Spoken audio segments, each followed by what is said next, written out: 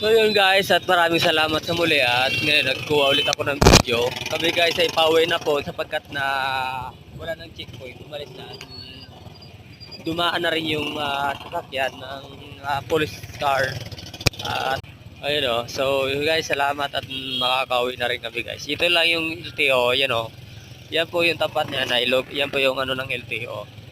So dito sila kanina naka-standby. So, pero at least makakauwi na kami guys.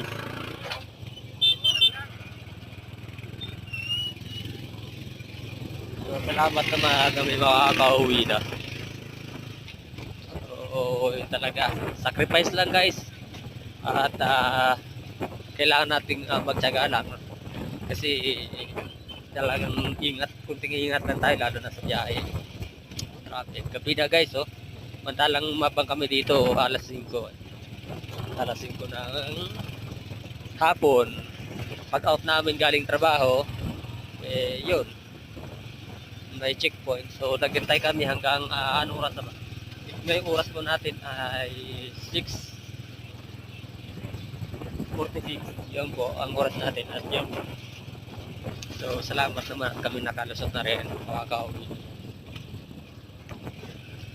So talagang ano din, naging sacrifice lang, tsaga-tsaga lang talaga guys. Siyempre lalo na wala kang rehistro, walang lisensya. So mahirap talaga guys magbiyahe ng ganito. Lalo na kung trabaho mo basta malayo, nasa bayan ka, tapos uwi ka pa ng barangay.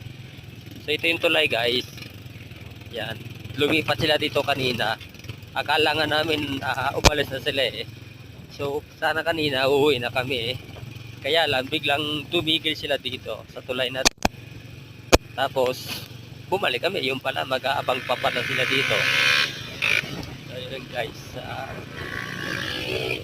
talagang hirap pagsakripisyo pag lalo na mahal pa naman ang mga lisensya, mahal ang gastos sa rehistro, magpaparisyo ka.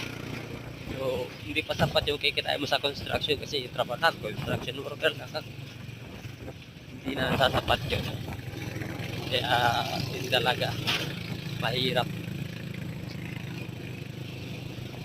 Kailangan lang talaga ng tiyaga. Kasi lalo naman yung rate ng probinsya, mababa lang. Provincial rate lang. So, yun guys, oh. Dami mo.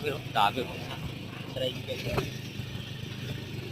Bago mga guys, akala mo na sa EDSA na tumatraffic.